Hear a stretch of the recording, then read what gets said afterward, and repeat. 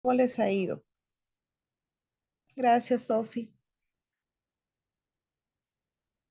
No sé si alguno se anima. Cris dejó algunos comentarios.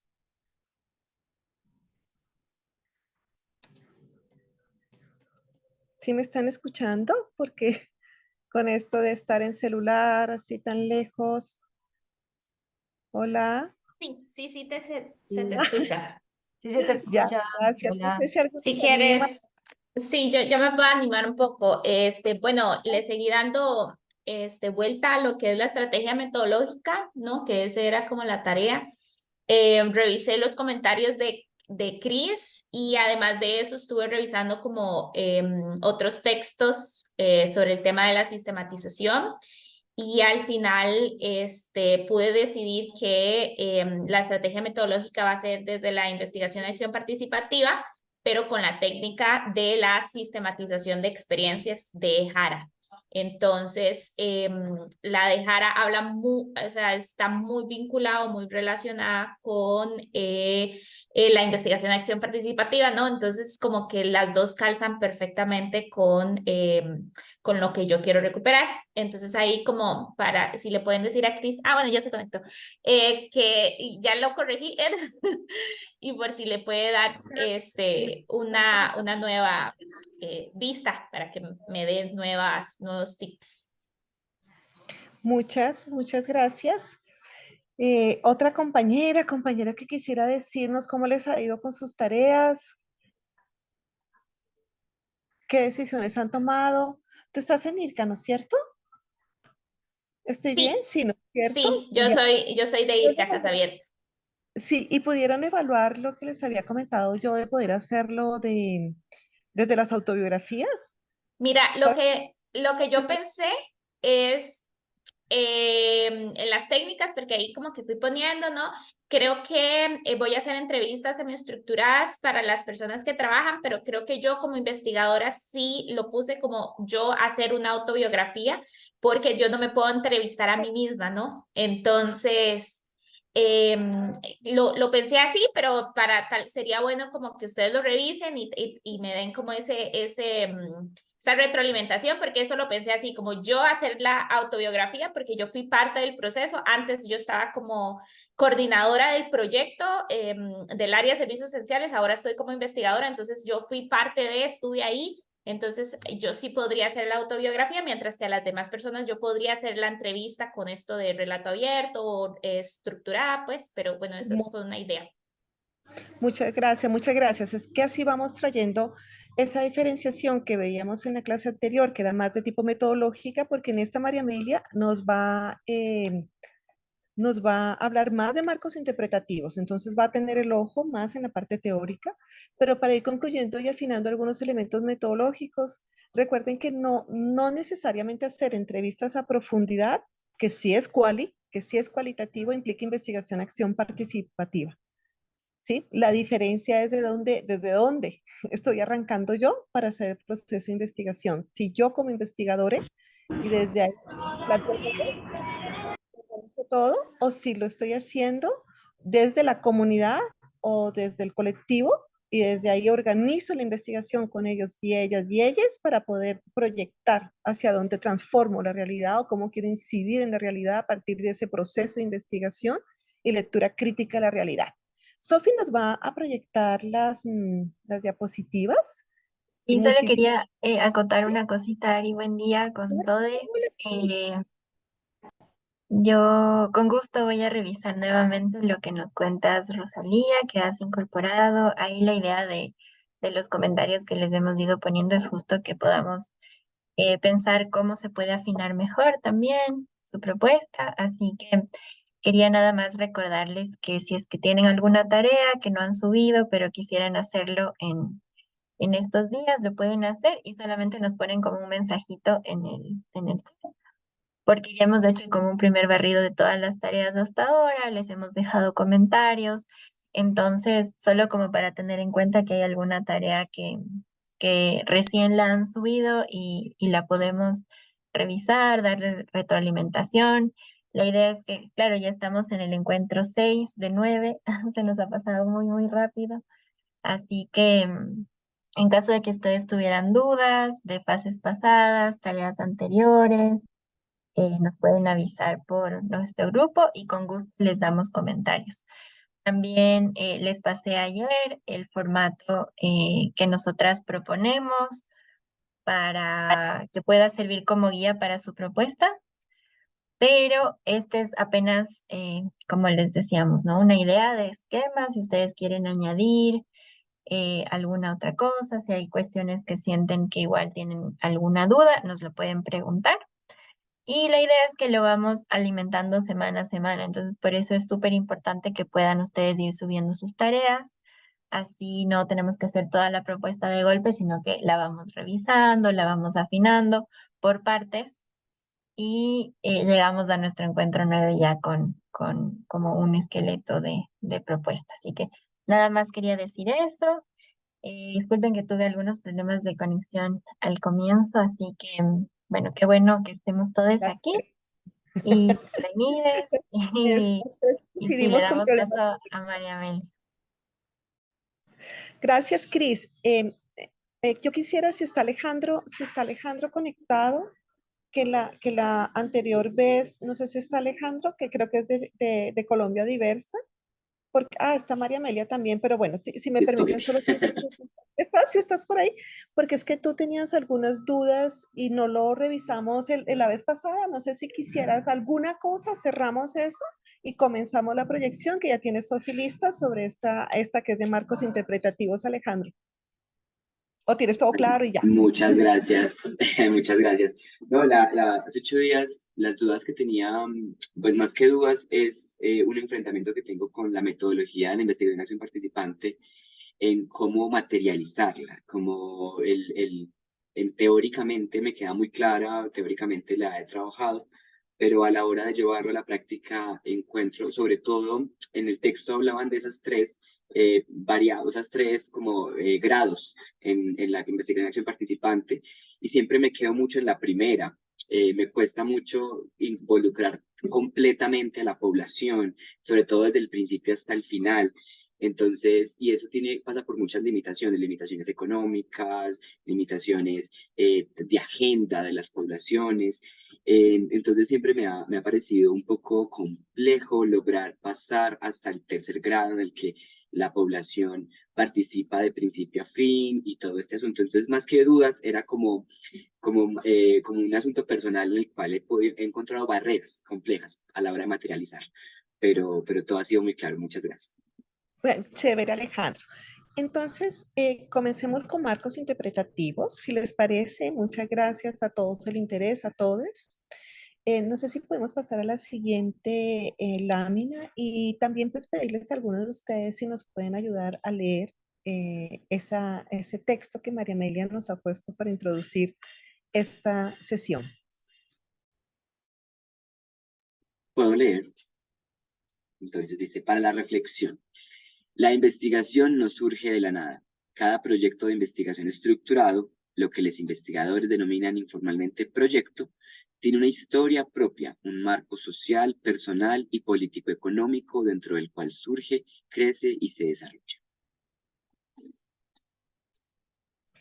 Ok, esto que acabamos de leer tiene relación con alguna de las clases que hemos visto. No sé si alguno de ustedes quisiera profundizar sobre lo que está diciendo en este momento el texto que nos acaba de leer también Alejandro. Tiene algunos elementos allí que creo que engloban y por eso María Amelia nos los trae de manera general lo que vamos a trabajar sobre marcos interpretativos. ¿Qué tal esa primera frase? La investigación no surge de la nada. Conocimiento situado, dicen en el chat, sí, así es. Una primera cosa, ¿no es cierto?, que nos trae en relación a lo que hemos visto, no surge de la nada. Lo segundo es, miren la frase, cada proyecto de investigación estructurado o lo que se denomina informalmente proyecto y que es lo que nosotros queremos hacer, ¿no es cierto? O sea, no se trata de cualquier forma de la información, sino que se trata de hacer una información estructurada y un conocimiento estructurado, y dice lo que los investigadores denominan informalmente proyecto.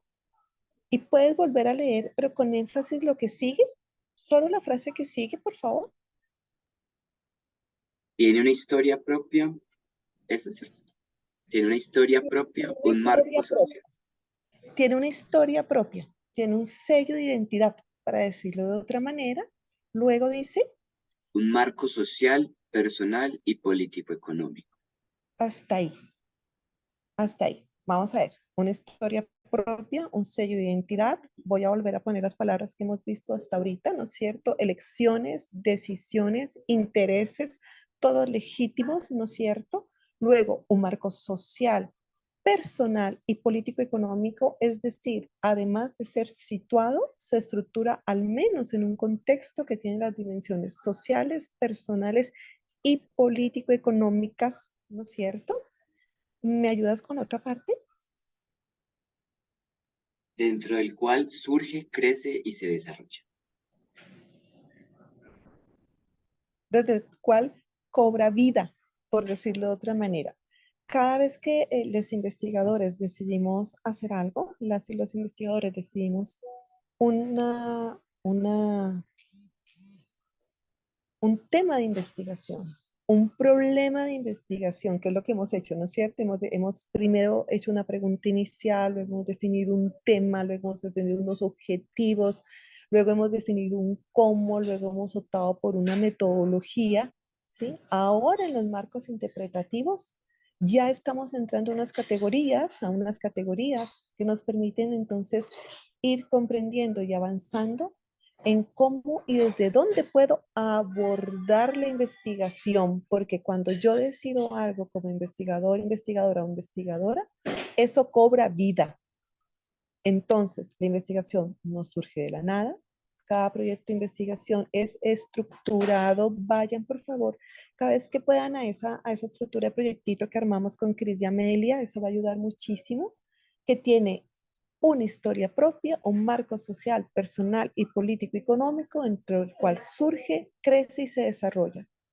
Cuando ustedes nos hacían a nosotros las preguntas de si iban a hacer su propuesta de investigación individuales o socioorganizativas, y nosotros contestábamos con Cris y Amelia como ustedes deseen, es justamente porque cuando vamos a abordar desde los marcos interpretativos nuestra investigación, ustedes van a ver cómo se relaciona lo personal con lo político, y lo político además con estructuras claramente del modo de producción, ¿cierto? De cómo estamos estructurando nuestras realidades y cómo desde nuestras realidades todos los otros factores de la sociedad influyen en nosotros y en nuestras percepciones de esas realidades. Creo que con este texto de Carolina Alonso Bejarano, Lucía López Juárez, Miriam Mijanos y Daniel Goldstein, de Colonizando la Etnografía, podemos pasar a la siguiente diapositiva, Sofía. Muchas gracias. Ok, Cris, ¿tú deseas agregar algo a la lámina anterior, Cris? ¿O seguimos? ¿Seguimos?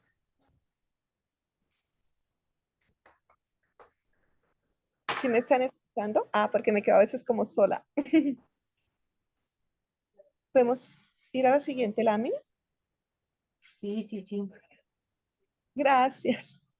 Ya estoy aquí, disculpas nuevamente. Ya puedo tomarles la palabra. Amelia, querida, Disculpas. sí estaba en la segunda introduciendo los Sí, marcos estaba, interpretativos.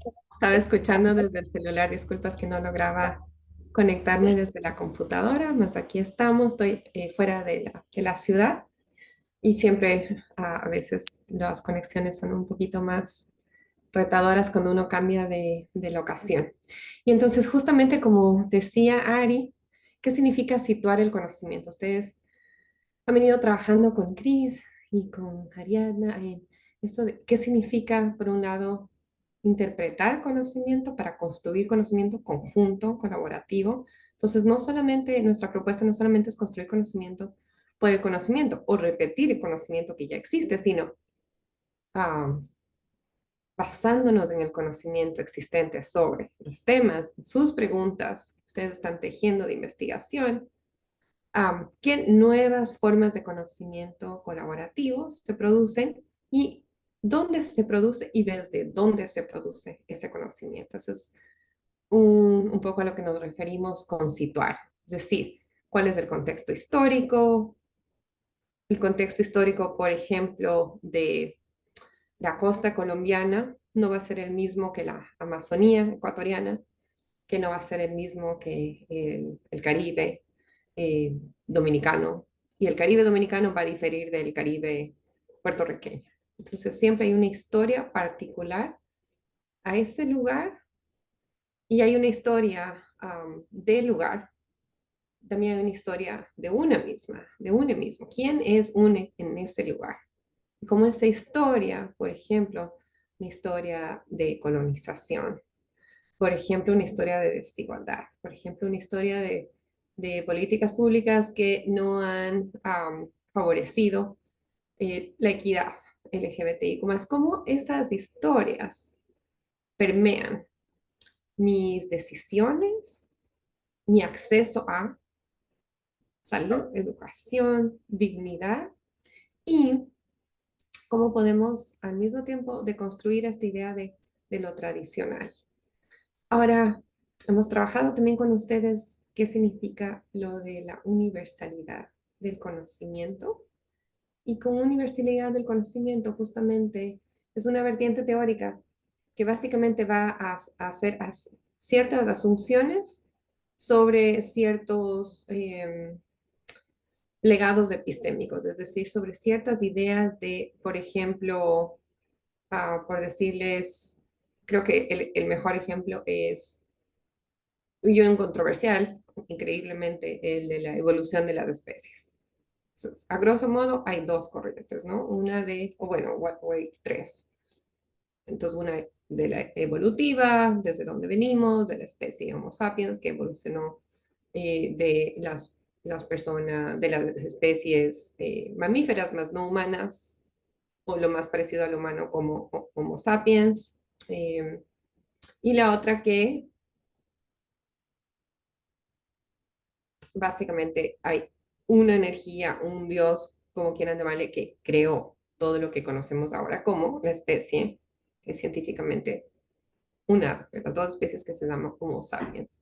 Y entonces, universalidad sería asumir que todo el mundo piensa como yo en la teoría de el origen de la especie humana, sin considerar cómo en cualquier origen de algo siempre van a haber al menos dos corrientes teóricas de pensamiento. Y entonces, dependiendo en cuál me ubico, o sea, se imaginan ustedes la diferencia de preguntas de investigación que yo me haría si es que parto de que hay una evolución como Homo sapiens de millones de siglos y que uh, una energía, un ser, como quieran llamarle, nos puso en el planeta, ¿no? Son, independientemente de lo que creamos, para fines científicos, posicionarnos en una u otra creencia va a hacer que nuestras preguntas de investigación, nuestro marco teórico,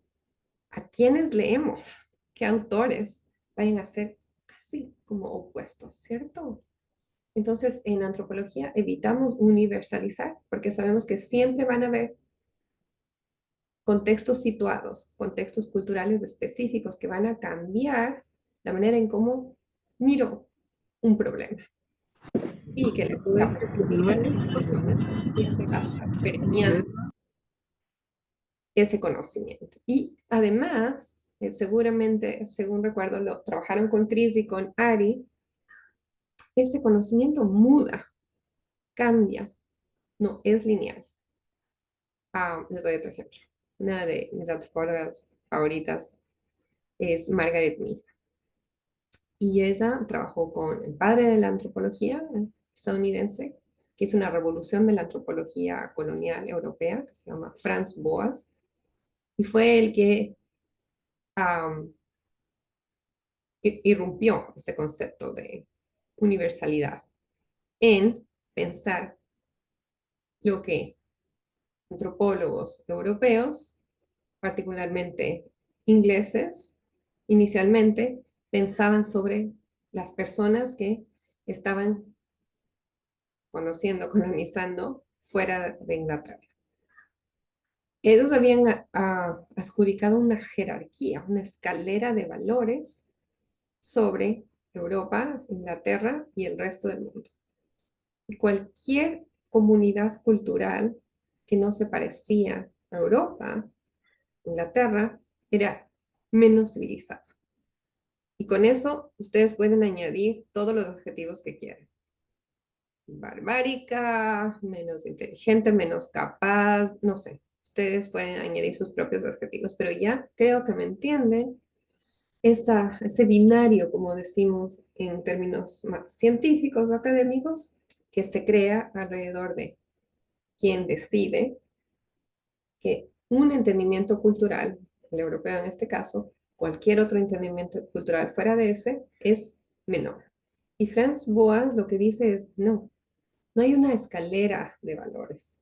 Cada comunidad cultural es de por sí valiosa, independientemente, o sea, no necesitan tener un grado de desarrollo como el europeo, que además no estaba desarrollado cuando vinieron a América, en realidad todo lo contrario, América era la desarrollada, ¿no es cierto? Como, además, en términos de narrativas, y cómo esos conocimientos se traducen en discursos, pensamientos, ideologías que, imagínense, nos persiguen hasta ahora. Esa escalera de valores que se creó, por ejemplo, con la colonización, que la irrumpió Franz Boas, ya les cuento Margaret Mead, con la esclavitud. Nos siguen persiguiendo, haciendo sombra de algunas maneras muy específicas en nuestras vidas y en las políticas públicas. Entonces, ahí estoy conectando el conocimiento situado, ideas que vienen de 500 años atrás, que todavía siguen a ir revoloteando en nuestro contexto cultural y que se convierten en leyes, políticas públicas, representaciones, asociaciones inadecuadas, em, no reales, más que tienen el poder de discriminar, por ejemplo, ¿no? O de excluir. Ahora, Margaret Mead, ¿qué hace Margaret Mead? Es la primera mujer antropóloga que estudia en una comunidad de Samoa las prácticas de salud sexual y reproductiva de jóvenes.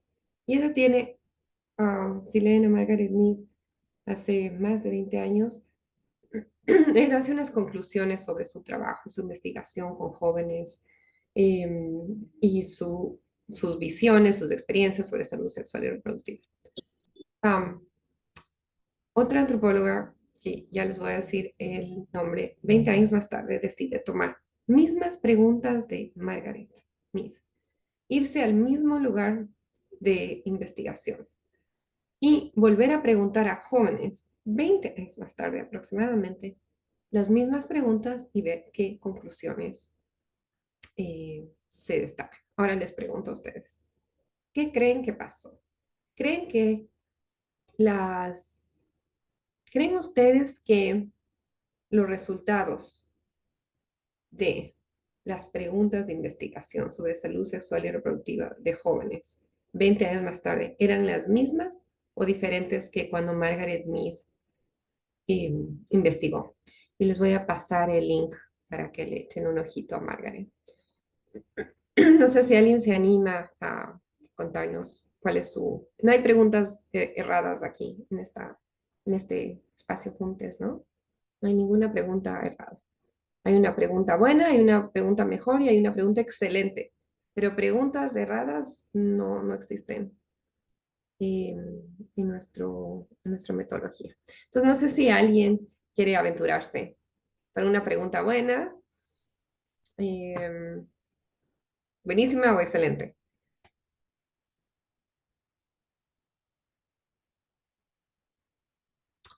Lidia, sí, te escuchamos. Hola, buenos días a todos. Muchas gracias por esa hermosa introducción.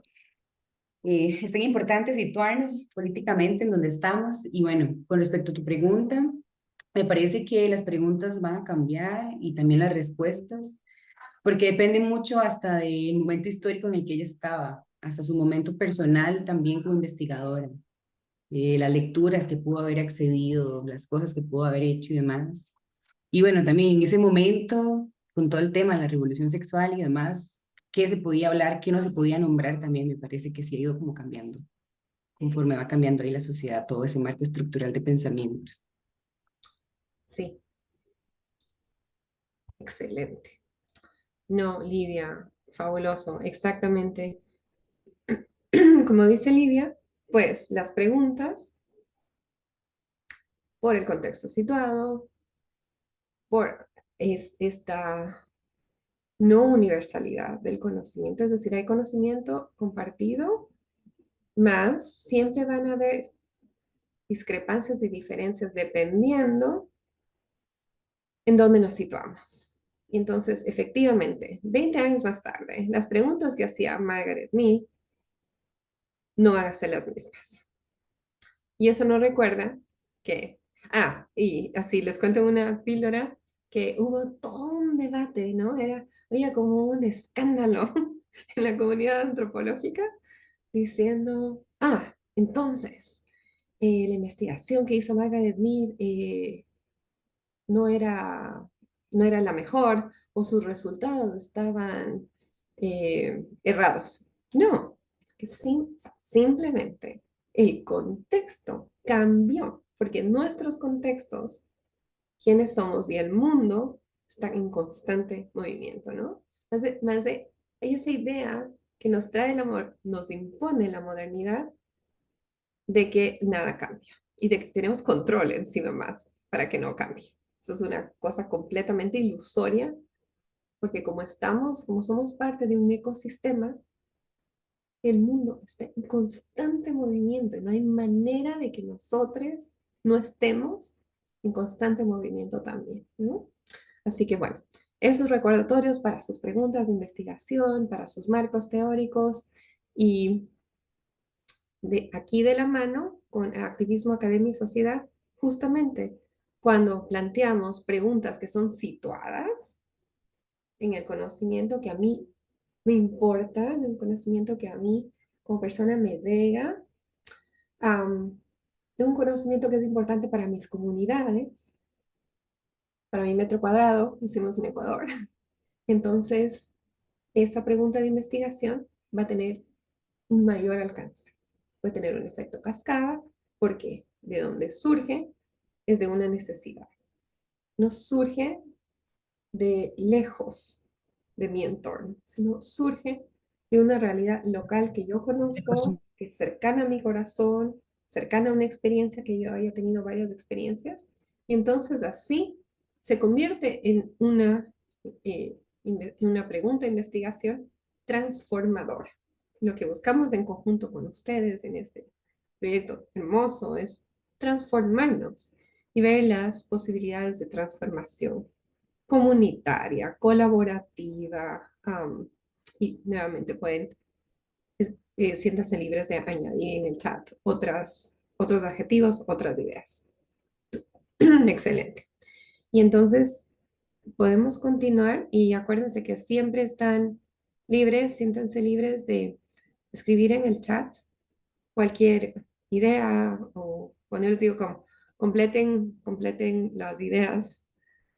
¿Cuáles otros adjetivos utilizarían? Pues siéntanse muy libres de llenarlo en el chat, que yo lo estoy revisando mientras avanzamos.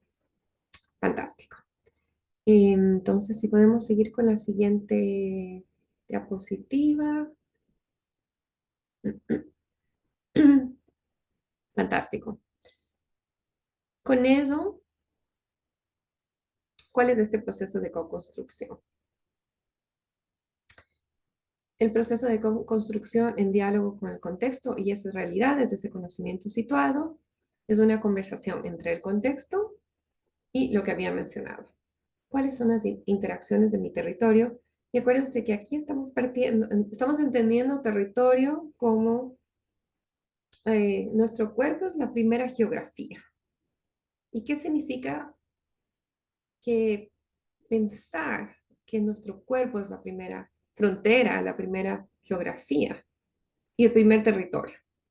Si es que partimos de que este cuerpo es nuestro primer territorio, nuestra primera frontera, la manera en la que vamos a entender y nos vamos a movilizar por el mundo va a ser muy diferente que si yo pienso que el territorio siempre está fuera de mí. Que el territorio soy yo. ¿Cierto? El territorio empieza conmigo, porque soy yo, María Amelia, mi territorialidad que ocupo otras territorialidades y me voy encontrando con diferentes territorios y fronteras. Esos territorios pueden ser tangibles, como una frontera, ¿no es cierto? La más, creo que cercana a nosotros por todo el tema político-emocional, Estados Unidos-México, por ejemplo, a, no sé, Colombia, Perú, Ecuador, en el caso de Ecuador, ¿no? Pensando como ecuatoriana, más también hay territorios menos tangibles, los territorios emocionales. ¿Cuáles son mis geografías emocionales? Cuando exploramos y ponemos estos territorios en diálogo, nuevamente la riqueza que vamos a tener va a ser mucho mayor. Pero también implica un trabajo mayor de reconocimiento, de como con Chris Yepes lo llamamos en nuestro libro Corpografías, cuáles son las grafías, cuáles son los gráficos que se van imprimiendo en nuestros cuerpos conforme las experiencias que tenemos. Y esas experiencias pueden ser muy placenteras y pueden ser también muy traumáticas, ¿no? Las dos. El cuerpo imprime todo. ¿Y qué significa eso? Y en ese sentido, lo que buscamos desde este lugar situado, político, transformador, es un trabajo colaborativo, son proyectos que estén orientados a la investigación para acción, que puedan tener una mirada que aborda problemas locales, que pueda tener un impacto, idealmente a mediano, corto, mediano, largo plazo, es decir, que haya alguna forma de sostenibilidad, que siempre es lo más difícil, ¿no? Ustedes conocen mejor que nosotros. Eh, una aplicación de métodos colaborativos, esos métodos colaborativos en todo su abanico de posibilidades, infinidad, respondan a las realidades y necesidades del contexto y del territorio. Y como ustedes ven en el slide, si es que, para quienes lo pueden ver,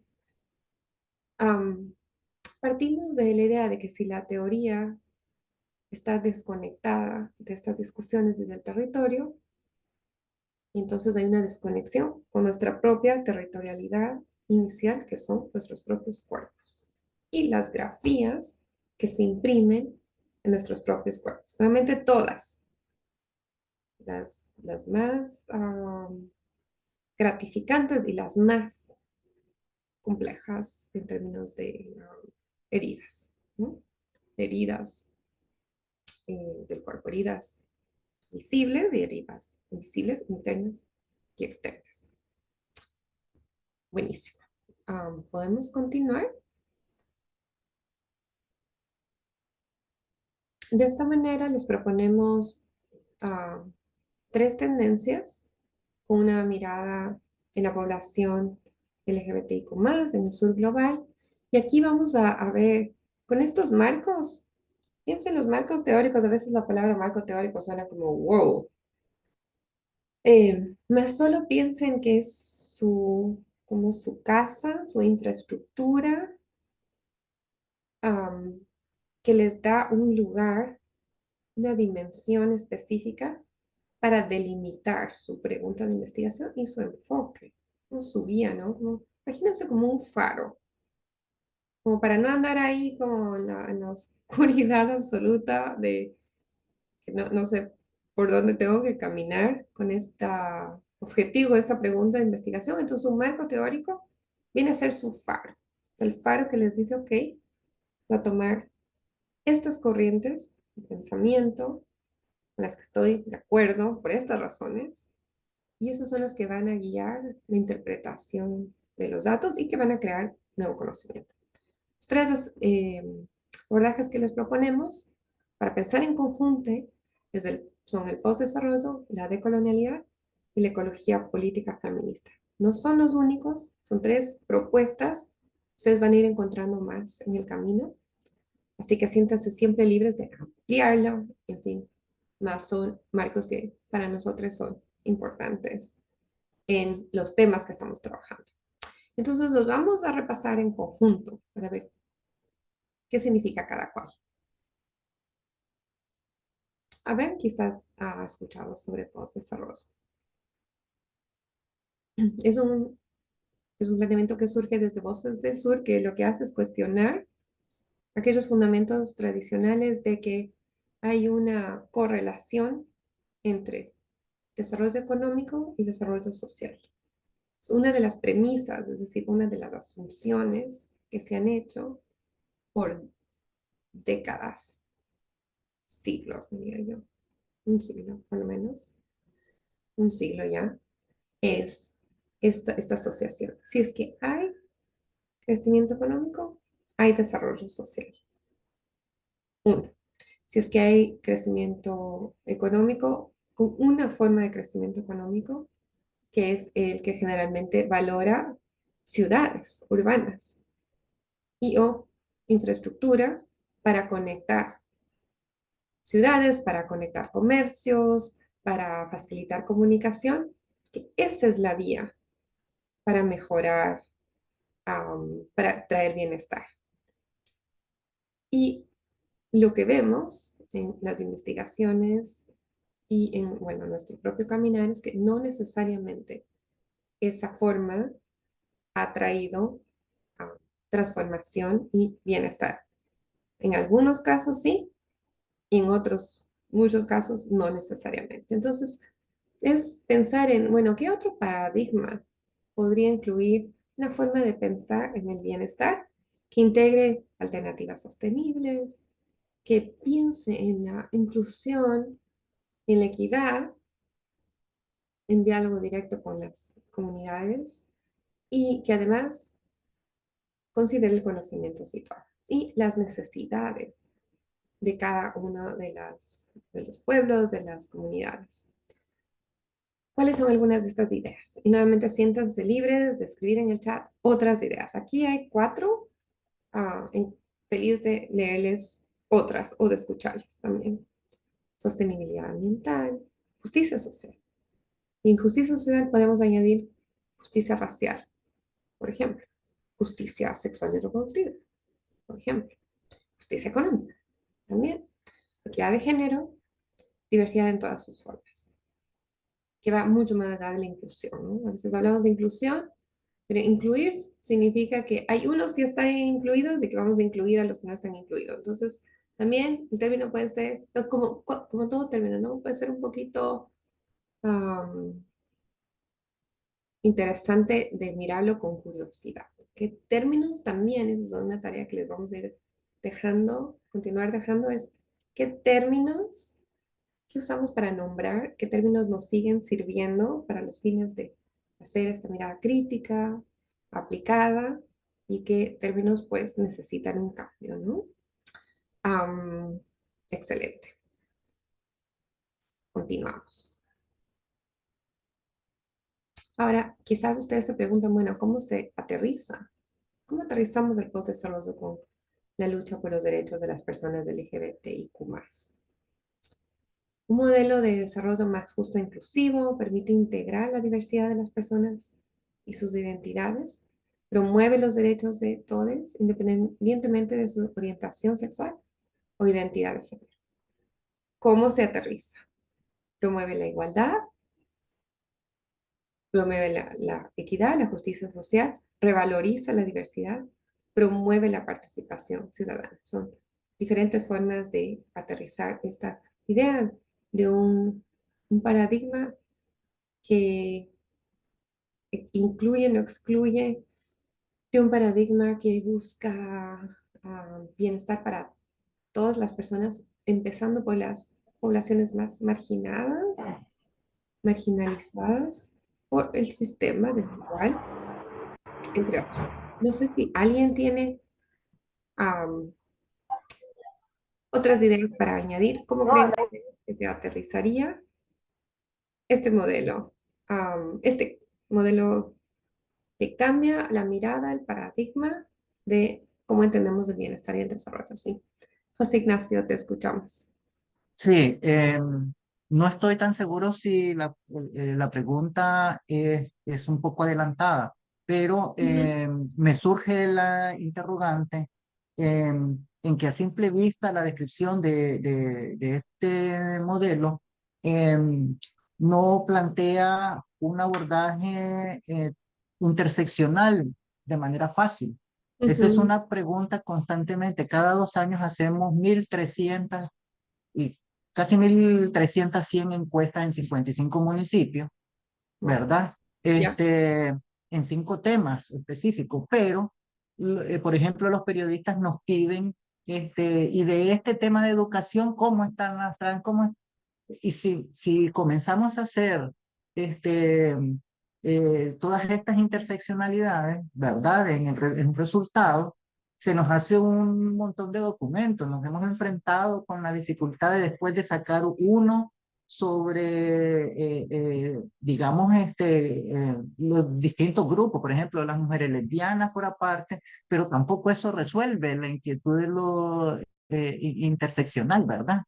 Entonces, esa es una pregunta que me sigue. Yo siempre busco, ¿verdad? ¿Dónde está algo que me facilite eso? Ujú, Pero, por ejemplo, acá se habla de cuestiones bien particulares como sostenibilidad ambiental. ¿Me explico? Entonces, siempre tengo ese reto. Y discúlpenme si me adelanto, ¿verdad? Antes de que vean los otros modelos, pero este, me queda eso visible, ¿verdad? Que no facilita este modelo interseccional, el análisis interseccional. Gracias. no, súper, José Ignacio, más bien. Bueno, gracias a ti, gracias por contarnos esta investigación y los retos, me parece súper importante. Y es un súper buen punto el que traes, porque es como, ok, si es que yo veo que un abordaje, no un abordaje teórico, una infraestructura teórica, como yo les llamo, ¿no? Como para pensar en ese concepto de de la casita, ¿no? De investigación como una casa. No favorece algunos de los temas que yo considero importante, es cómo lo incorporo.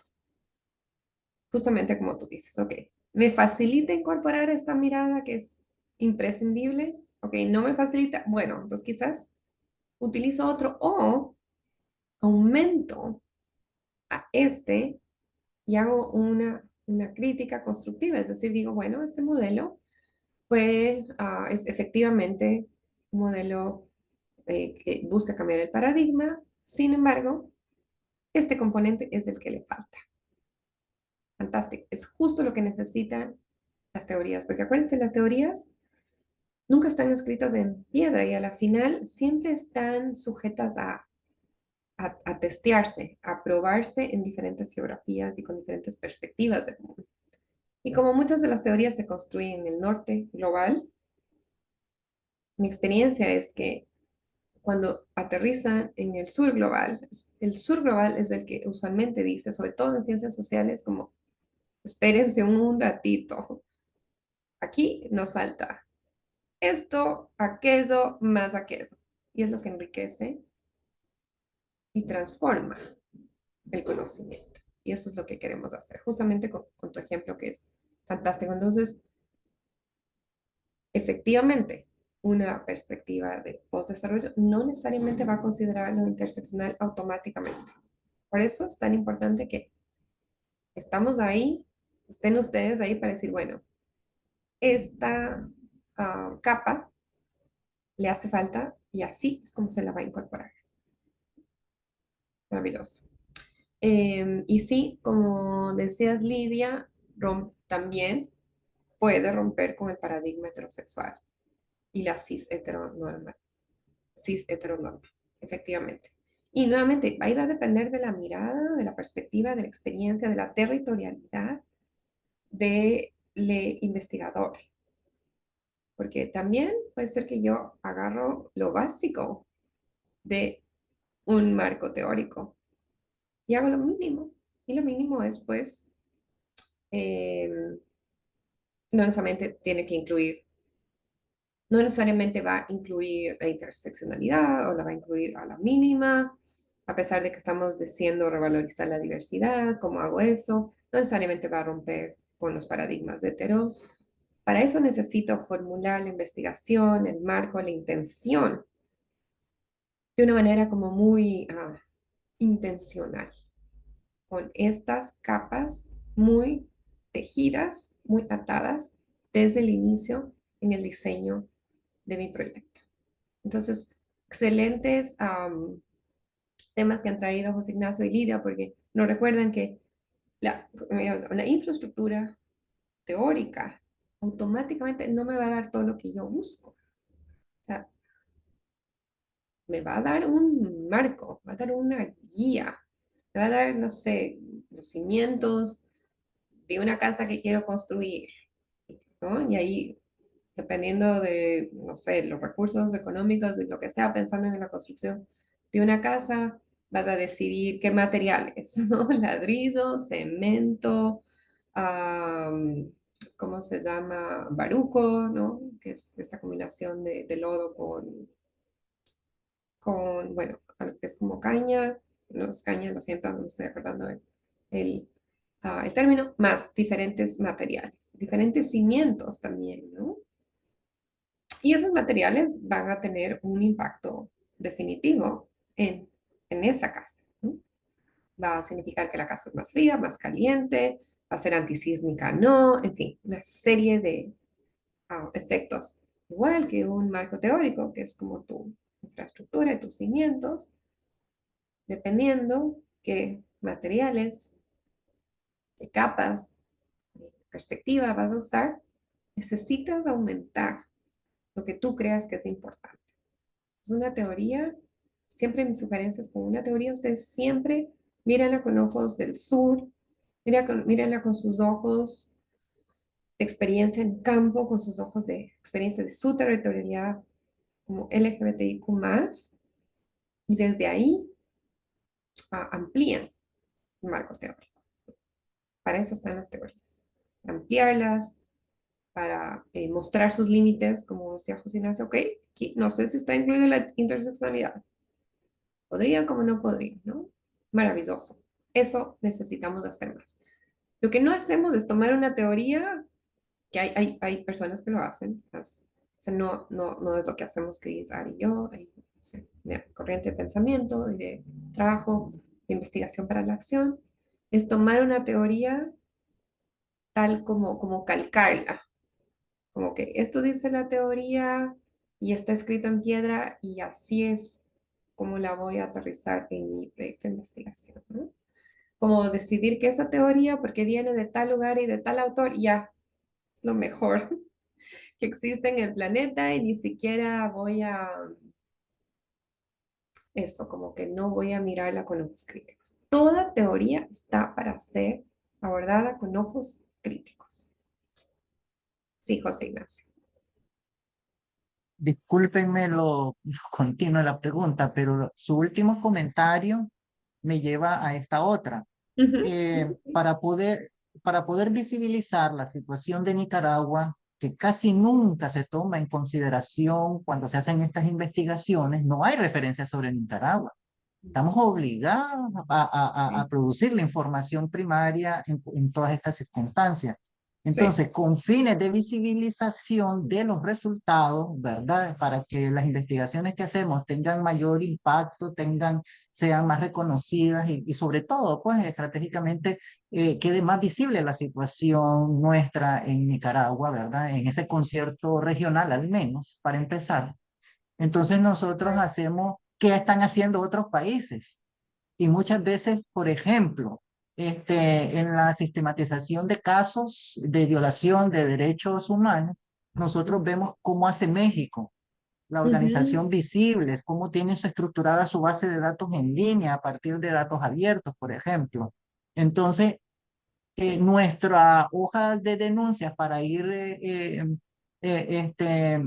digamos, levantando los casos, la reestructuramos parecida a la estructura de ellos, pero ellos lo hacen en base a un marco teórico, ¿no?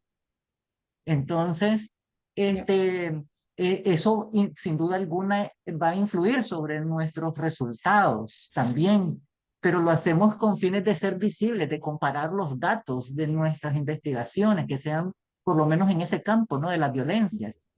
Entonces, eso representa también un riesgo para nosotros, porque si bien es cierto, de esa manera elevamos la probabilidad de ser más visibles porque generamos datos comparables con otros, los datos que se generan en otros países, ¿verdad?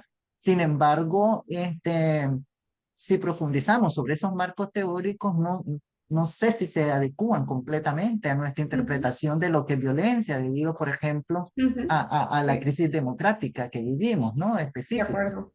Entonces allí se me presenta un problema que no es únicamente, pienso yo, ¿verdad? No sé si le exagero, únicamente metodológico, ¿verdad?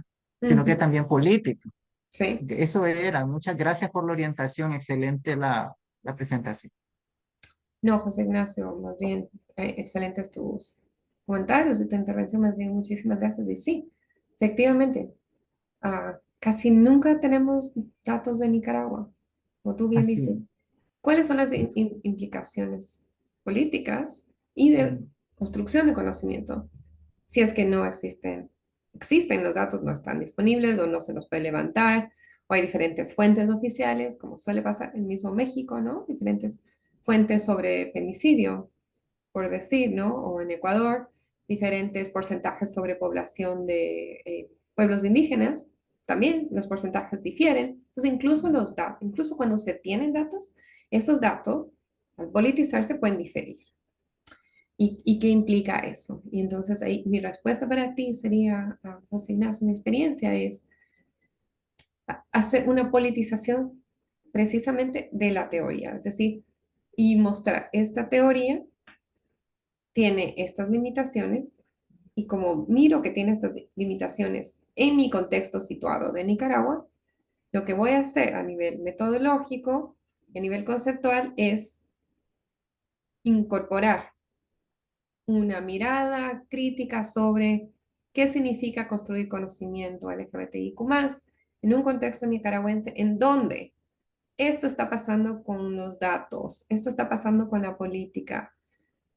Esta es la historia sandinista y Noriega, ¿cierto? Eso por tomar como los últimos dos hitos de Nicaragua, ¿no?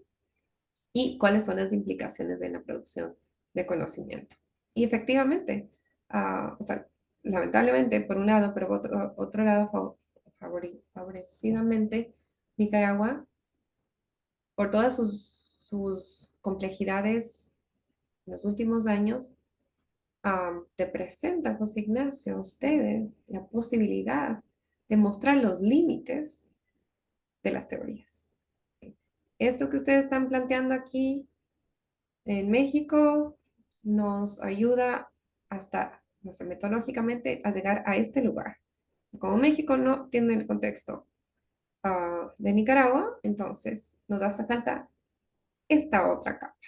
Entonces, en estos casos es muy propicio para construir nuevas herramientas metodológicas o para plantear nuevos ejes teóricos dentro de una misma teoría. Es decir, como que un contexto así es muy bondadoso a pesar de lo desastroso, ¿no es cierto?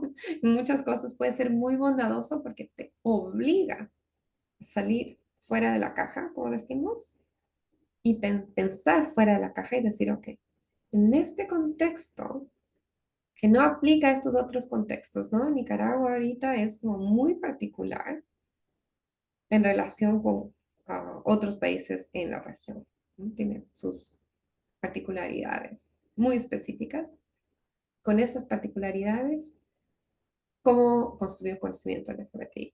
Y ahí el caso de Nicaragua puede informar a otros países, no solamente en nuestro continente americano, sino en el mundo, que pueden tener am, realidades políticas similares. De, estoy pensando en, me voy a ir a Egipto, ¿cierto? ¿Cómo se llama? Vigilancia sobre los medios de comunicación, eh, coerción de los movimientos sociales, control de la movilización social, en fin, ¿no es cierto? Tenemos demasiados ejemplos ahora en el mundo sobre eso, lamentablemente. Cómo Nicaragua puede informar una forma de construir pensamiento LGBTIQ+, en este contexto político, social. Entonces se convierte en una oportunidad, en realidad, José Ignacio, dentro del contexto extremadamente difícil que ustedes tienen que vivir a diario. Y lo siento mucho porque ese no es el contexto que yo vivo, ¿no? Entonces estoy hablando de mi conocimiento de Nicaragua eh, removido, de no ser de Nicaragua, de no estar en Nicaragua, de no haber vivido en Nicaragua, ¿no? Excelente, muchas gracias. Sí, no, con gusto, gracias a ti. Buenísimo. Y entonces, continuamos.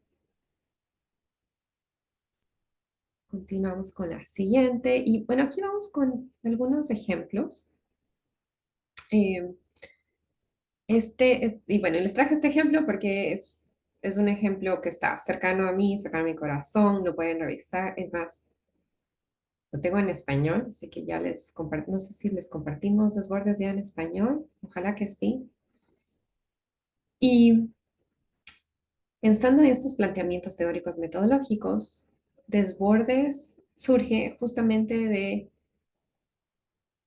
am, a pesar de que mi migración a Estados Unidos fue privilegiada, es decir, con una beca estadounidense para mi doctorado, ¿no es cierto? No, no crucé con coyote la frontera, en fin, una serie de capas de sufrimiento que no las tuve.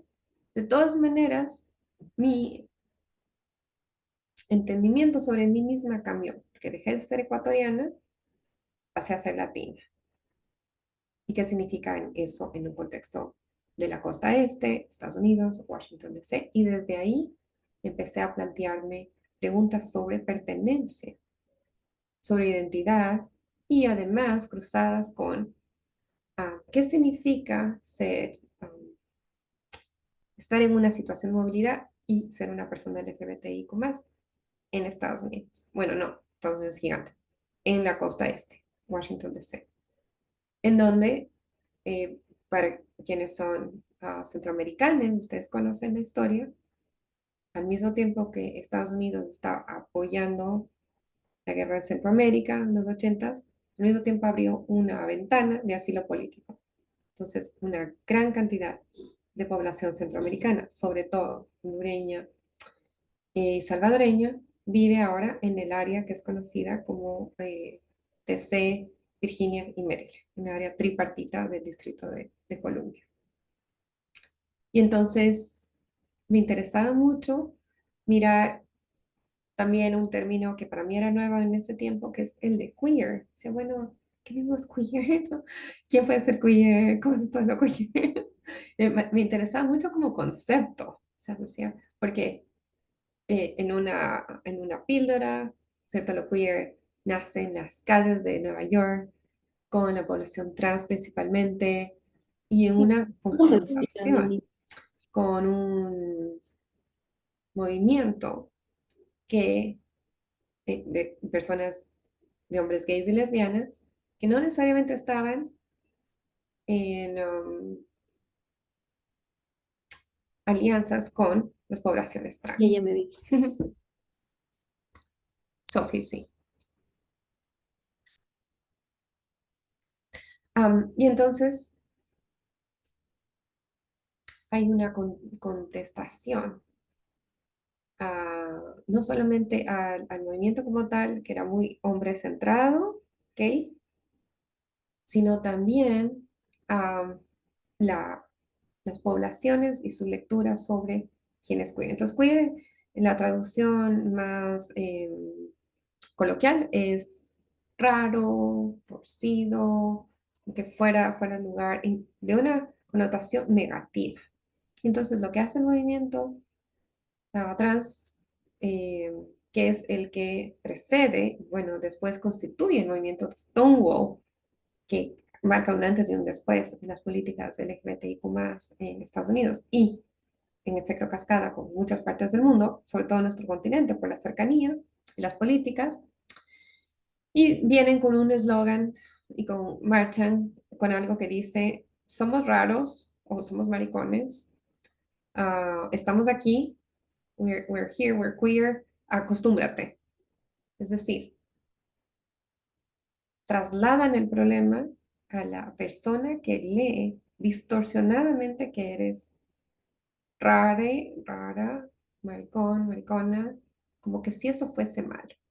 Entonces hay una reflexión que es bien linda y bien poderosa, que es como que el problema no soy yo que soy rare, sino tu definición de rare, que es súper heteronormada, eh, blanca en el sentido de, sí, normada en términos de clase y de etnicidad y limitada.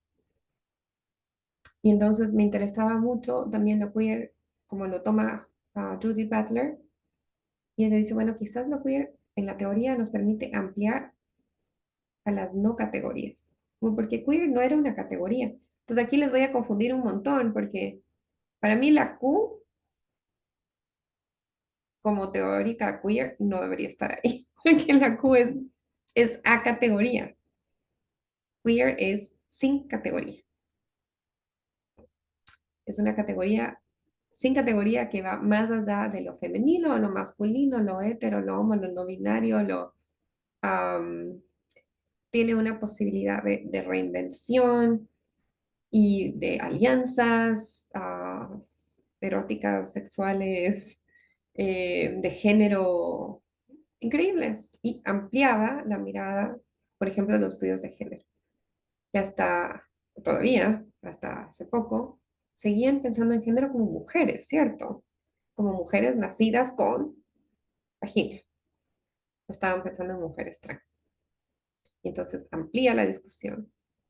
Para mí esa es una de las bondades, ¿no? Nos permite mirar el género más allá de ser mujeres, mujeres cis, con unas implicaciones como fantásticas para ampliar la discusión, el debate y todo lo que hemos venido conversando y lo que vamos a seguir tejiendo en conjunto, ¿no?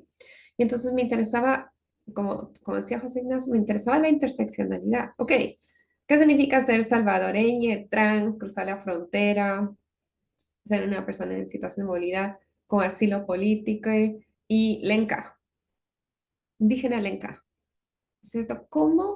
¿Qué impacto tienen toda esa serie de variables de discriminación en una persona? Una persona con esas variables puede pertenecer, cómo reconstruye su identidad, qué significa ser trans, lenca en Salvador, qué significa ser trans, lenca en Washington, D.C.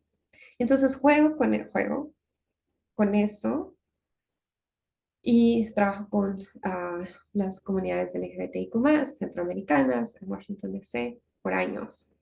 Una de las experiencias más significativas que he tenido en mi carrera y todavía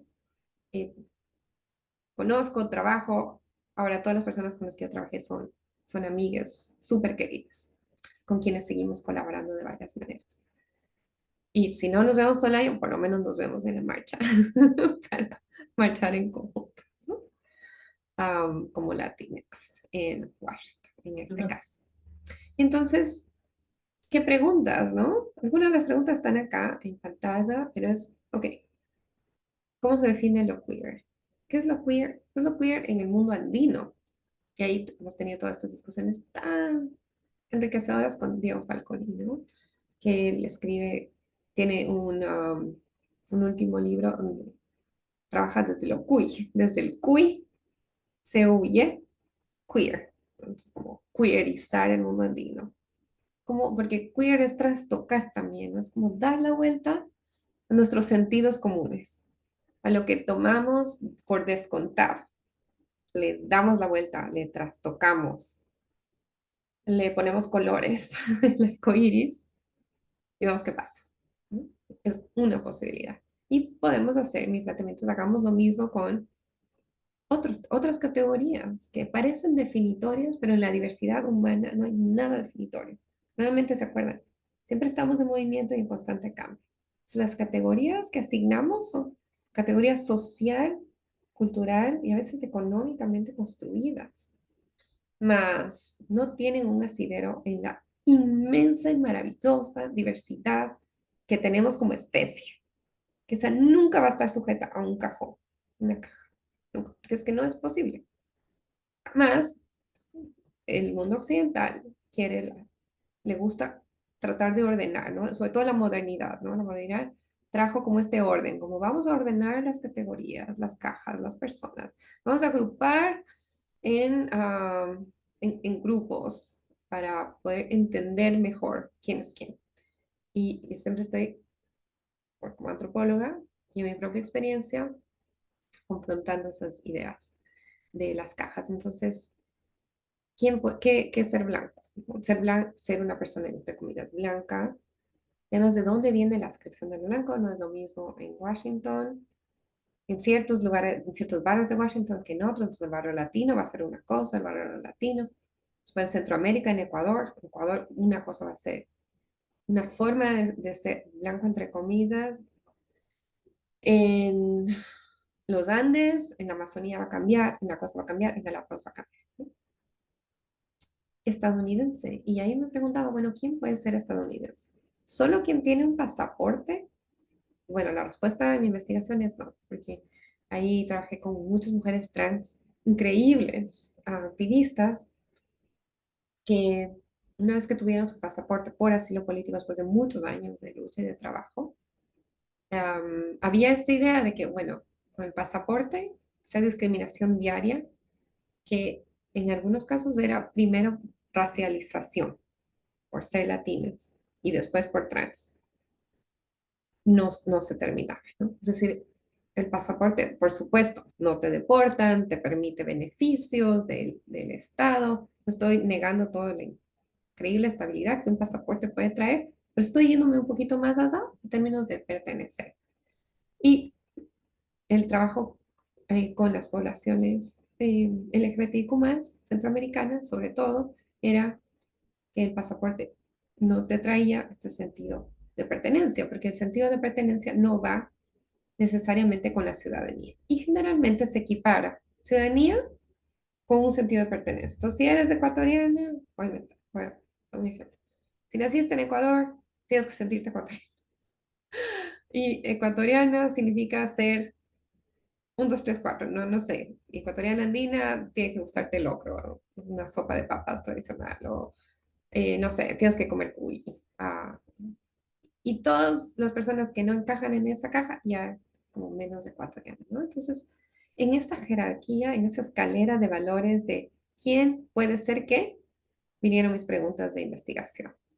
Cuando juntas todo eso, se hace una gran fanesca, decimos en Ecuador, que es una sopa de 12 granos am, que se cocina antiguamente para honrar la primavera y el crecimiento de los granos durante esa estación. Y entonces, queer en esta investigación específicamente estaba pintada de privilegio. Es decir, era muy difícil para una persona activista en situación de movilidad LGBTIQ+, abrazar lo queer, porque era una categoría distante.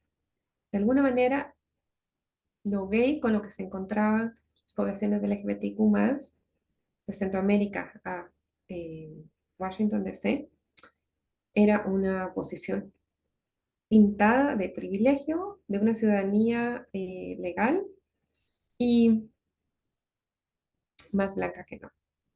Otro ejemplo.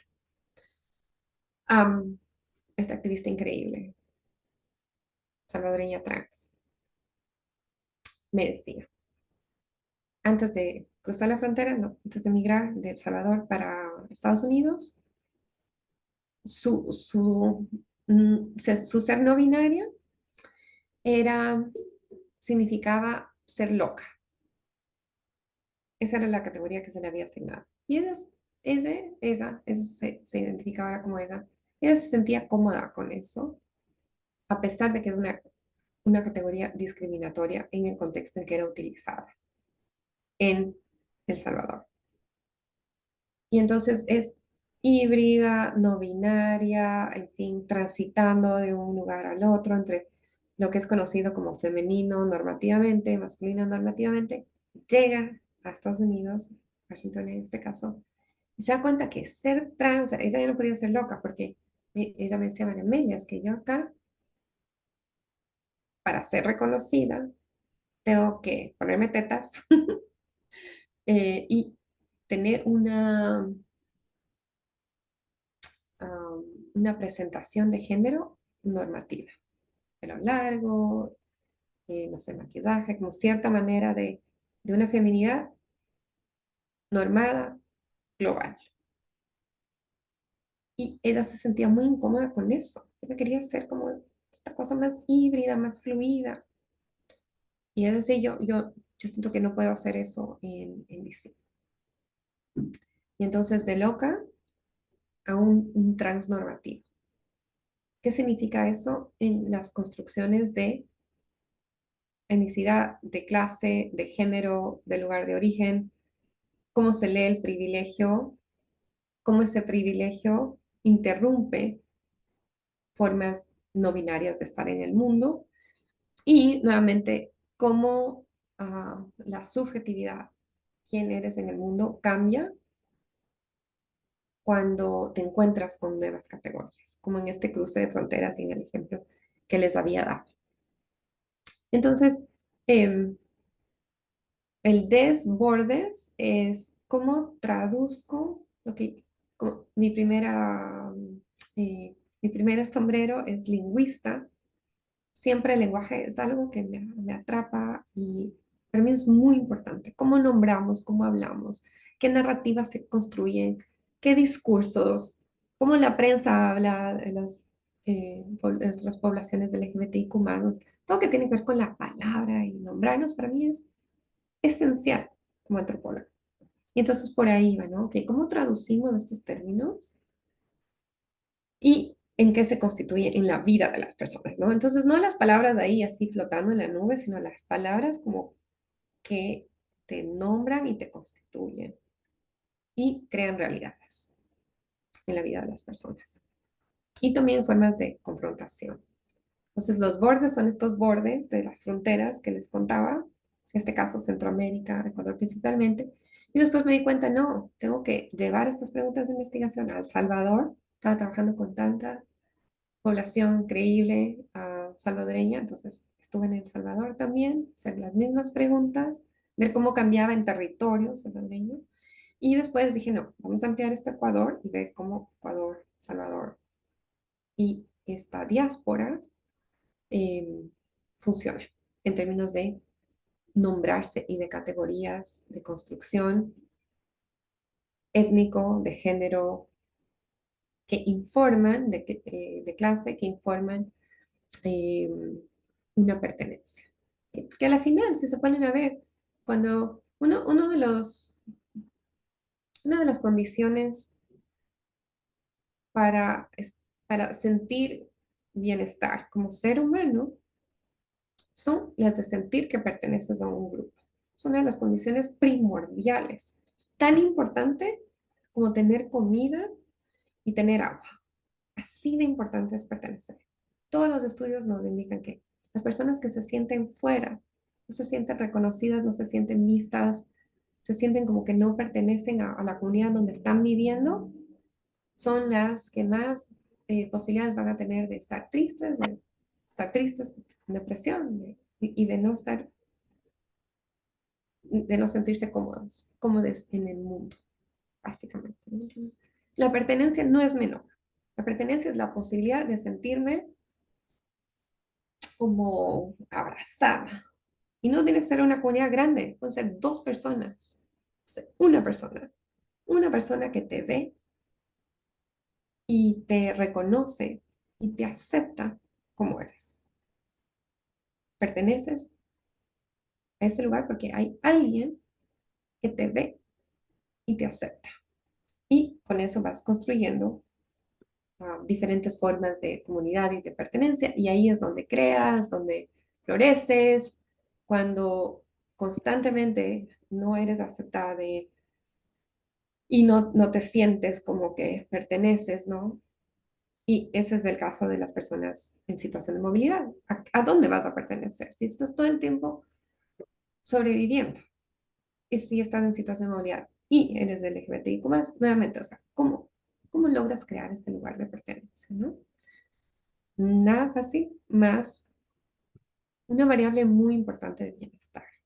Sentir que pertenezco. Ahora con las comunidades virtuales se ha creado nuevas formas de pertenencia. Entonces quizás yo en donde vivo, una persona donde vive en el lugar más trans LGBTI fóbico del planeta, no va a pertenecer ahí, pero en una plataforma virtual puede encontrar una comunidad que le da ese sentido de aceptación y de pertenencia, ¿no? Entonces, de alguna manera lo virtual amplía las formas de pertenencia, que también es interesante pensarnos, ¿no? Y eso, por ejemplo, no lo había pensado cuando escribí Desbordes.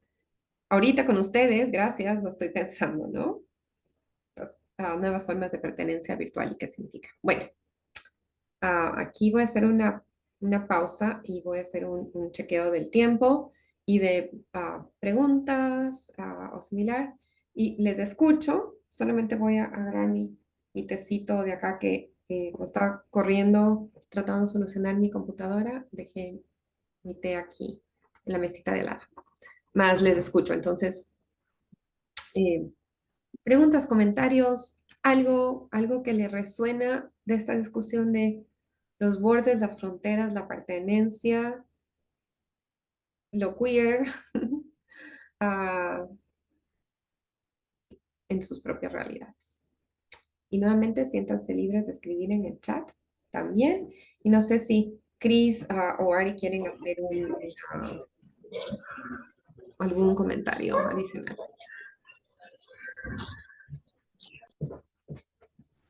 Yo tengo una... Hola, buenas tardes. Tengo una consulta sobre bibliografía y autores. Ujú. Si hay algún autor, autora que recomiendes para poder estudiar estas cuestiones de frontera, identidad, cómo cambia la identidad cuando se cruza una frontera. Lo que decías, no es lo mismo ser una persona trans en América Latina que ser una persona transmigrante en otra parte del mundo. Bueno, es un poco saber qué autores se recomiendan para profundizar en esta temática. Gracias. Sí, no, esa es una excelente pregunta. Afortunadamente ahora tenemos mucha bibliografía y bibliografía extremadamente rica y maravillosa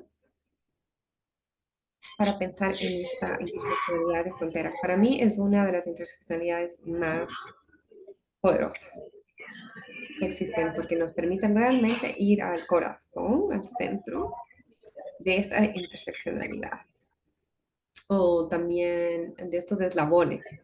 Esta forma de ver la interseccionalidad un poquito más allá es verla como eslabones, ¿no? Que están constantemente informándose uno a otro y cambiando. Y entonces, tenemos alguna bibliografía que les hemos compartido, más escuchándote me voy a poner una notita para enviarles más, bibliografía en inglés, en español. En Desbordes, al final del libro, hay una bibliografía súper extensa que, bueno, ahora hay que actualizarla, pero algunos autores y autores de ahí son como fundacionales para pensar la frontera. Y bueno, una de ellas, por supuesto, es Gloria Anzaldúa, con su libro magnífico que está escrito en Spanglish, ¿no? Inglés y español, que se llama... Hay por ahí un micrófono abierto. Ahorita les pongo en el chat. Y que justamente cuestiona estas movilidades y estos movimientos y identitariamente qué significa para Gloria Anzaldúa como una mujer lesbiana viviendo en California ser de Aztlán, mexicana, y al mismo tiempo ser estadounidense.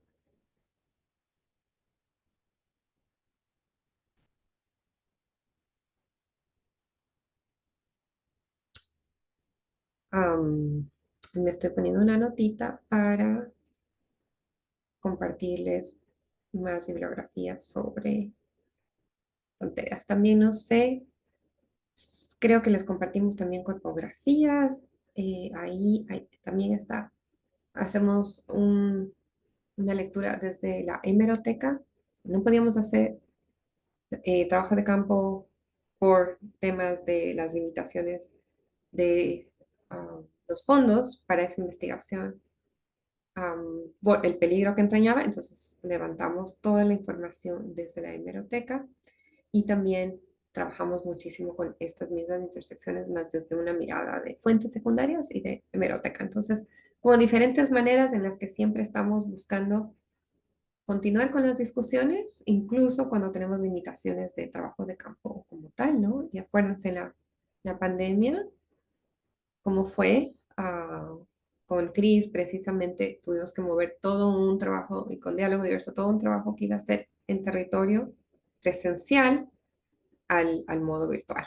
Entonces, solo como para dejarles decir, metodológicamente siempre como investigadores estamos listos para adecuar nuestras herramientas a los contextos que tengamos que afrontar, ¿no? Porque nuevamente estamos constantemente sometidos a los cambios.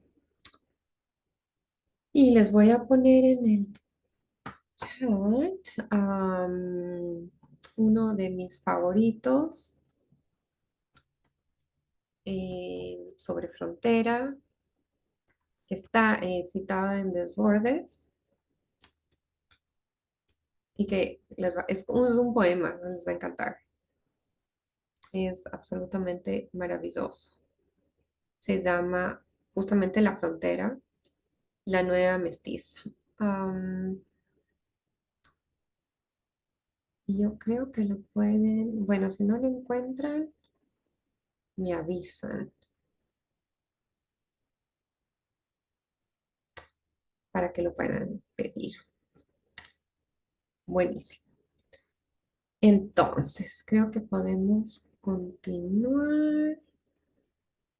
Aquí les estoy compartiendo un resumen que encontré. Fantástico. Bueno, entonces sigamos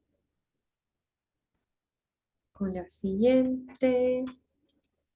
Y solamente quería ver cómo estamos con tiempos.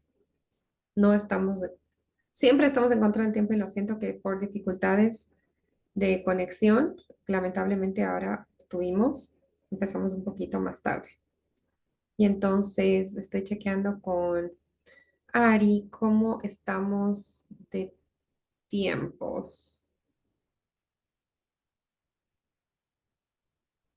Si es que estás por ahí. Tenemos 20 minutitos más. Tenemos 20 minutitos. Y entonces vamos a avanzar con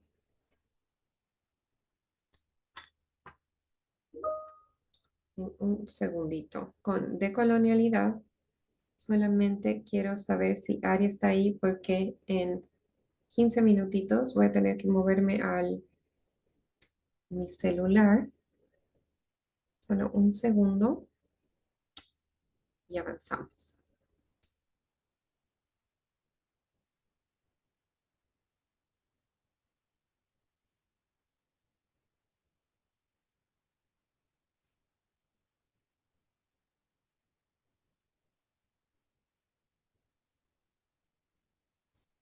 Perfecto.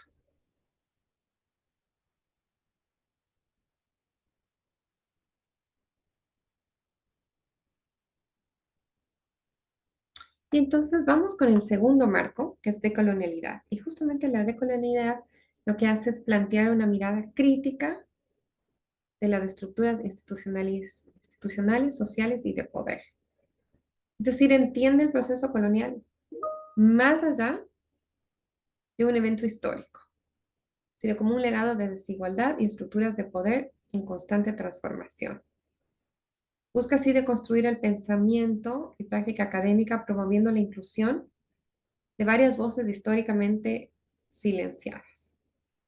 Entonces, entendemos que hay la colonialidad, colonialismo. Hemos hablado mucho sobre la importancia de considerar ese marco y el decolonial, como el desborde, es mirar, bueno, cómo podemos deconstruir esa colonialidad, básicamente. ¿Y qué implica eso en nuestras vidas? Y en los marcos de pensamiento y metodológicos en los que estamos. Podemos pasar al siguiente.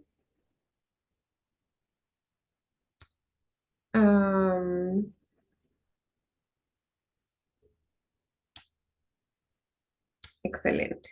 Y entonces, ¿cómo podemos aterrizar los estudios decoloniales con la lucha por los derechos de las personas LGBTIQ+? Y aquí tenemos el trabajo maravilloso de Hugo Benavides. Discúlpenme. Y no sé si pueden ver la pantalla. Ahí. Ok. Sí lo hemos incluido. Ya. Y entonces, colega y amiga querido Hugo Benavides, él es ecuatoriano, de Guayaquil, por ejemplo, agarra el marco de decolonialidad y confronta desde la antropología y la arqueología los discursos y las narrativas que se crean alrededor de qué es ser guayaquileño. Y hay una forma de ser guayaquileño que es madera de guerrero, que es muy basada en una virilidad y en una masculinidad dominante. Y él dice, bueno, ¿qué implicaciones tiene eso para cómo nos entendemos como ecuatorianos? Lo más importante en su teoría, en su metodología antropológica, arqueológica, histórica, es que él dice, ¿cómo es posible que haya un discurso tan heteronormado cuando en las historias ecuatorianas, en la provincia de Guayas, en la costa ecuatoriana, tenemos una comunidad en Gabao que sobrevivió a la colonización y no solamente sobrevivió a la colonización, sino que los enchaquirados, descendientes de poblaciones indígenas, no tienen una manera de entender el género como occidental, en binaria. Entonces, y tampoco no serían, si queremos ponerlos en cajas, serían personas trans o personas trans con prácticas homo, en fin, pero como estamos saliendo a las categorías y no queremos hacer eso, lo que busca Hugo es entender cómo los enchaquirados confrontan la manera de género precolonia. Y hay muchos ejemplos a lo largo de nuestra América sobre eso. Por ejemplo, Mushes en Oaxaca, en México. En el norte del continente están las personas, le llaman two spirits, como doble espíritu, que nuevamente no tienen un género definido y lo más importante, no eran discriminadas por su identidad de género o su orientación sexual. Todo lo contrario. Los enchaquirados, por ejemplo, en Ecuador, tenían una posición político-social religiosa de enorme importancia y de decisión política, religiosa y social.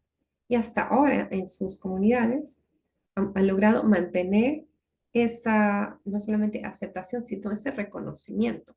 Si nos movemos de continente a la India, a los Hidras, precolonización, en este caso de la India inglesa, hidras eran nuevamente personas que por ser lo que entenderíamos como trans, es decir, hombres vestidos con una apariencia de género que es entendida como femenina, independientemente de sus prácticas sexuales en realidad, ocupaban un lugar jerárquico, espiritual, más elevado. Es decir, por tener ese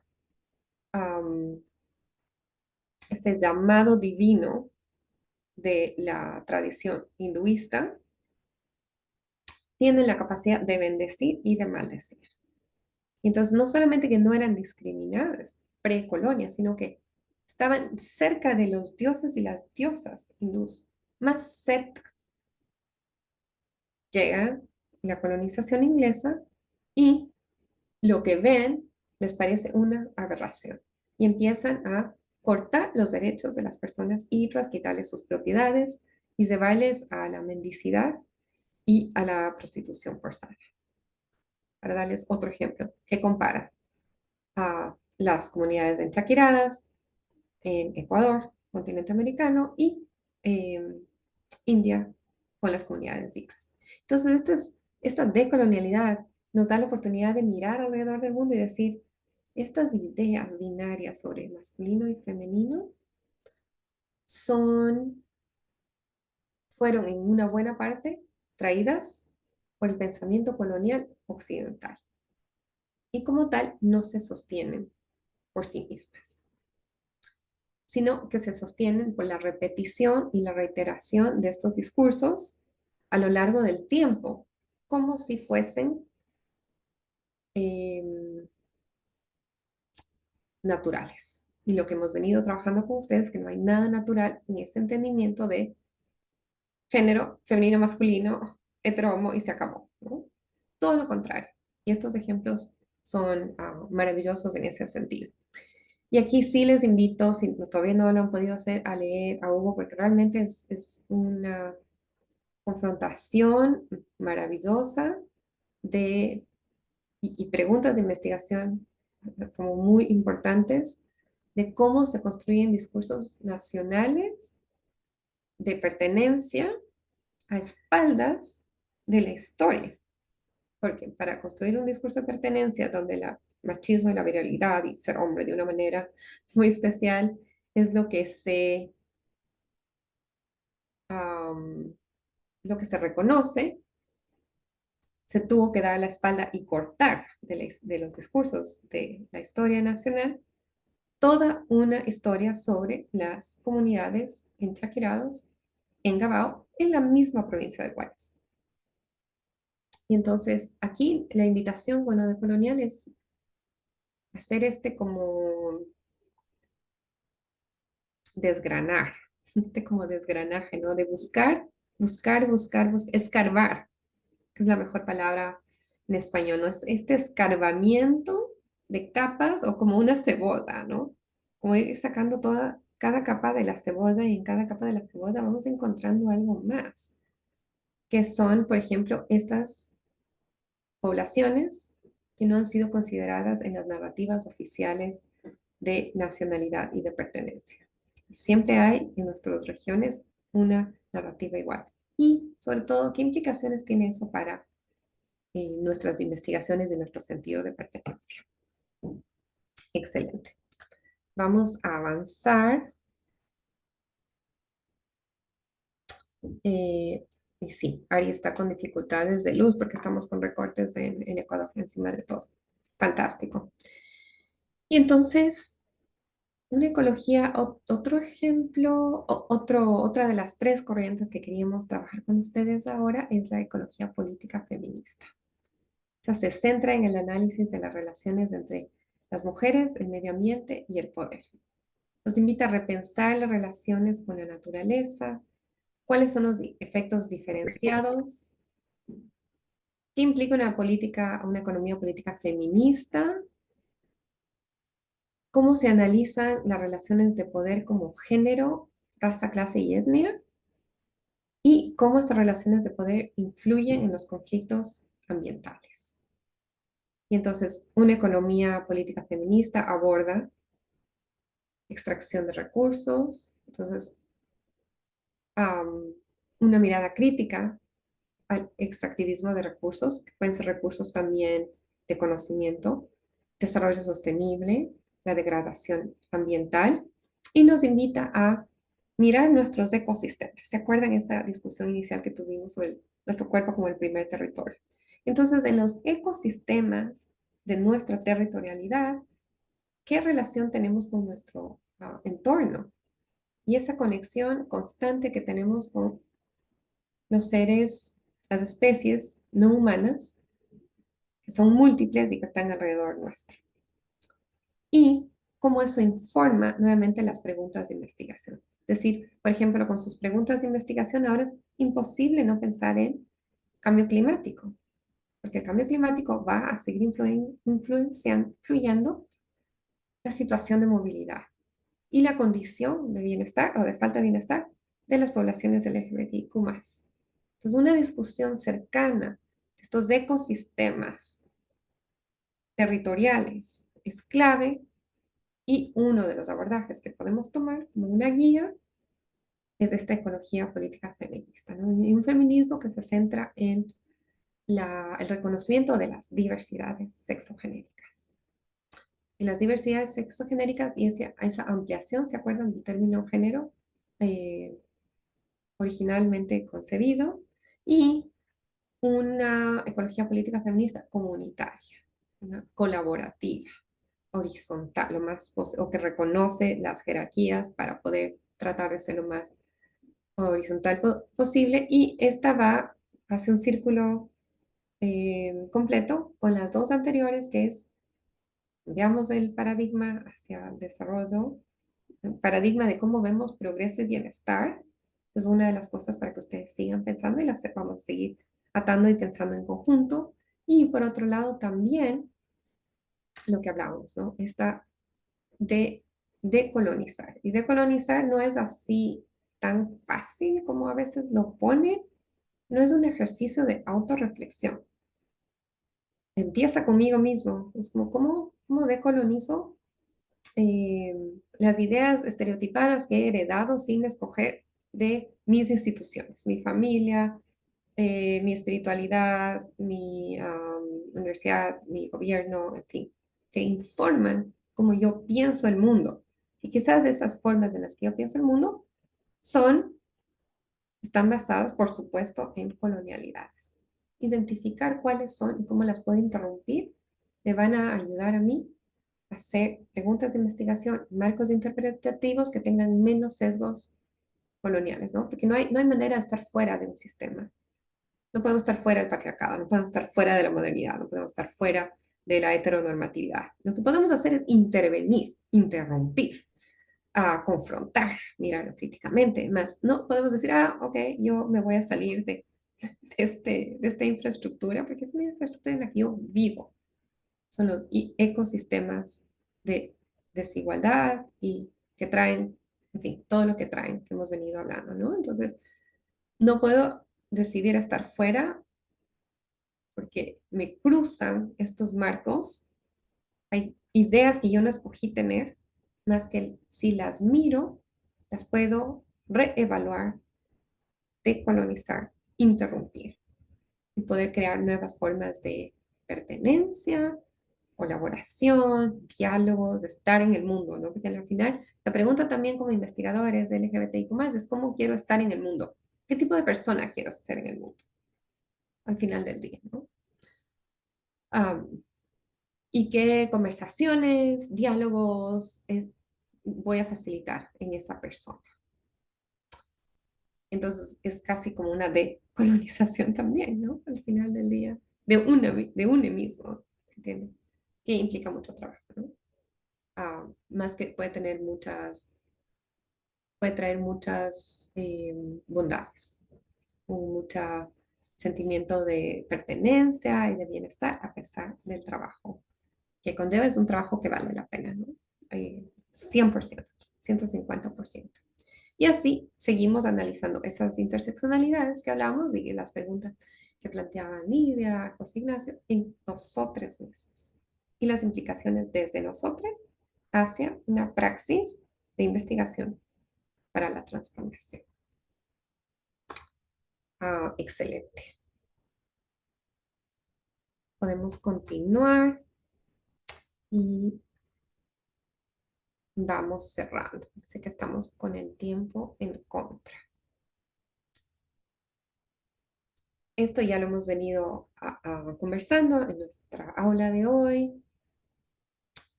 Lo acabo de mencionar, cuáles son las intersecciones entre una ecología política y la lucha de las personas LGBTIQ+, cómo lo aterrizamos, cuestionando, interrumpiendo, rehaciendo, interviniendo, construyendo alternativas, revalorizando los saberes, construyendo conocimiento colaborativo. Lo que estamos haciendo ahora es un magnífico ejemplo, ¿no? Más de esto.